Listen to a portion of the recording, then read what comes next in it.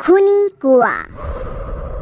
सीमा गर्मियों की छुट्टियों में अपनी नानी के गांव आई थी। सीमा नानी के घर पहुंचने के बाद अपनी नानी के पैर छूती है और उनसे आशीर्वाद लेती है। तभी उसकी नानी उससे कहती है, इतनी बड़ी हो गई मेरी सीमा, चल जल्दी से हाथ मुंह धो ले, मैं तेरे लिए खाना लगा देती हूँ। भूख लगी होगी ना? हाँ नानी, भूख तो लग रही है मुझे, आपके हाथ के बने हुए पीले दाल और चावल खाने की। कितना टाइम हो गया है मुझे आपके हाथ का बना हुआ दाल चावल खाए हुए। तू तो नौकरी में व्यस्त थी, तो तुझे कहाँ से टाइम मिलेगा अपनी नानी के लिए? और जब इतने टाइम बाद आई है तो ज्यादा टाइम के लिए रुक कर जाएगी तू। हाँ नानी, इस बार पूरे 2 महीने के लिए आई हूँ। सीमा की नानी अंदर जाकर उसके लिए खाना बनाने लगती है। सीमा कमरे में अकेली होती है, तभी उसे किसी औरत के रोने की आवाज सुनाई देती है। वो कभी खिड़की से बाहर झांकती है तो कभी दरवाजे से बाहर झांकती है। उसे समझ में नहीं आ रहा होता है कि आखिर रो कौन रहा है।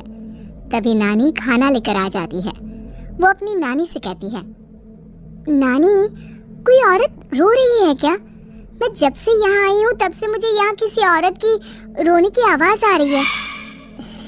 हे भगवान, कहीं ये वही तो नहीं? बोलो ना नानी।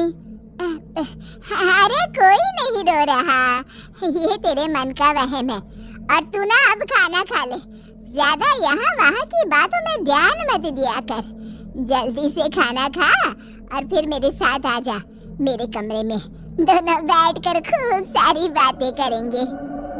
ऐसे ही अगले दिन सीमा अपनी नानी के साथ गांव के बाजार जा रही होती है। उसी रास्ते में फिर से किसी औरत के रोने की आवाज आती है। वो अपनी नानी से कहती है,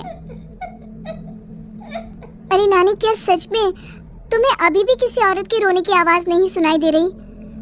मुझे किसी औरत की बहुत बुरी तरीके से रोने और चीखने की आवाजें आ रही है। मैं बहुत परेशान हूँ नानी, आखिर ये कौन है? मुझे लगता है कि सीमा को शहर भेज देना चाहिए, यहाँ रहना उसके लिए ठीक नहीं। नानी बोलो ना, आप चुप क्यों हो जाती हो? सीमा, तू घर चल, मुझे तुझसे बहुत जरूरी बात करनी है। नानी सीमा को घर ले आती है और सीमा से कहती है, सीमा, कल सुबह तू शहर वापस चली जाएगी। अरे अचानक? आखिर क्या बात है नानी? आप मुझे ऐसे जाने को क्यों कह रही हो? मैं बस जो कह रही हूँ उस पर ध्यान दे। तू कल सुबह यहाँ से चली जाएगी, और ये बात मैं कोई मजाक में नहीं बोल रही। तू कल जाएगी तो मतलब जाएगी। अरे नानी, चली जाऊंगी मैं, ठीक है, पर आखिर बात क्या है ये तो बता दो। मम्मी से कोई बात हुई है या फिर मुझसे कोई गलती हुई है जो तुम मुझे अचानक से जाने के लिए बोल रही हो? देख सीमा, रात बहुत हो चुकी है और मुझे इस बारे में कोई बात नहीं करनी। चल, अब चल के मेरे साथ सो जा। सुबह की बस पकड़कर तुझे शहर भी तो जाना है। सीमा को अपनी नानी का ऐसा व्यवहार देखकर बहुत ही अजीब लगता है। उसे कुछ समझ में नहीं आ रहा होता है कि आखिर उसकी नानी उसे अचानक से गांव छोड़कर जाने के लिए क्यों कह रही है। ये सारी बातें सोचते सोचते सीमा की आंख लग जाती है और वो अपनी नानी के साथ सो जाती है। ऐसे ही आधी रात को सीमा को फिर से किसी औरत की रोने की आवाज सुनाई देती है। वो उस औरत की आवाज सुनकर बार बार करवटें बदल रही होती है और तभी उसे सपने में भी एक अजीब सी औरत की परछाई दिखाई देती है, जो इतना चीख चीख कर रो रही होती है कि सीमा डरकर उठ जाती है। वो पूरे पसीने पसीने हो रही होती है। वो अपने आसपास देखती है तो घर में बिल्कुल शांति का माहौल होता है। सीमा घबरा जाती है। वो अपनी नानी को जगाने की कोशिश करती है मगर उसकी नानी नहीं जगती। सीमा को फिर से उस औरत की रोने की आवाज सुनाई देती है। आखिरकार सीमा अपने आप को रोक नहीं पाती और वो घर का दरवाजा खोलकर बाहर निकलती है। आखिर ये माजरा क्या है? आज तो मैं पता करके रहूंगी। अब आवाज का पीछा करते हुए सीमा आधी रात को गांव के चौपाल के पास बने कुएं के पास पहुंच जाती है, जहां कुएं के चारों ओर बेड़ियां लगी होती हैं उन बेड़ियों में लगे हुए ताले के साथ एक लाल रंग का कपड़ा और माता रानी का कलावा बंधा होता है। उस कुएं में से सीमा को किसी के रोने की आवाज आती है। सीमा परेशान हो जाती है। इस कुएं में कौन है? कौन है यहाँ? सुनो, कौन है? कौन रो रहा है? वो चिल्ला चिल्ला कर पूछती है और साथ ही लोगों को जगाने की कोशिश करती है, मगर किसी को भी उसकी आवाज सुनाई नहीं देती। अब सीमा खुद उस कुएं के पास की बेड़ियों और तालों को खोलने की कोशिश करती है और किसी तरह कुछ देर की मशक्कत के बाद सीमा उसको खोल भी देती है। और जैसे ही वो कुआं खोलकर उसके अंदर झांकती है, सीमा उस कुएं में गिर जाती है। इतने में उसकी नानी की नींद भी खुल जाती है और सीमा को पास ना देखकर नानी परेशान हो जाती है। नानी घबराकर पूरे घर में उसे ढूंढने की कोशिश करती है, जिसके बाद उसकी नानी और सभी लोग उस खूनी कुएं के पास जाते हैं और सीमा की नानी कुएं के पास खड़ी होती है।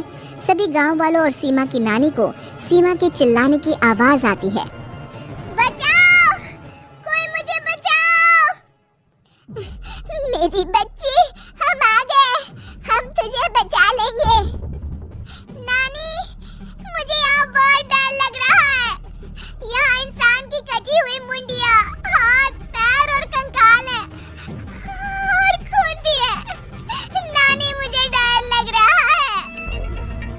आप सब मेरी मदद कीजिए, नहीं तो ये खूनी कुआं मेरी बच्ची को भी खा जाएगा।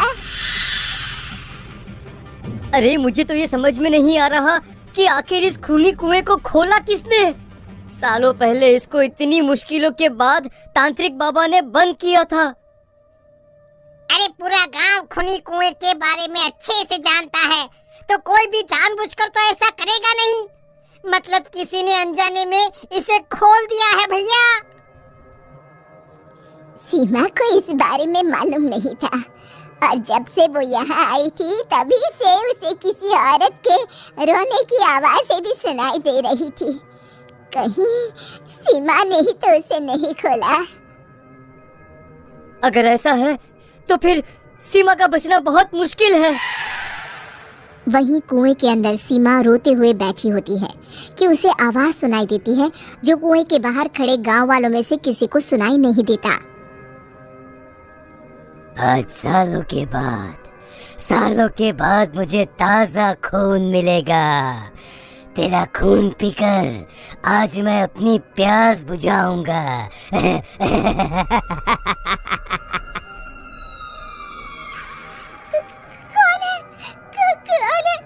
मत मारो प्लीज, मुझे जाने दो प्लीज। मैंने किसी का क्या बिगाड़ा है? वो तुझे मरने के बाद पता चल ही जाएगा।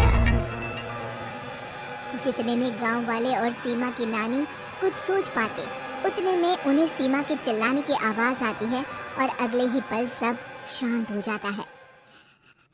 क्या हुआ?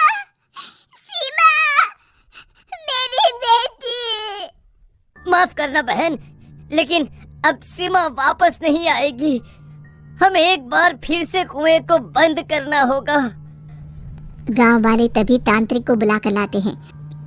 एक बार फिर अपनी शक्ति से तांत्रिक बाबा उस कुएं को हमेशा हमेशा के लिए बंद कर देते हैं और वहां एक बोर्ड लगा दिया जाता है कि यहाँ आना मना है।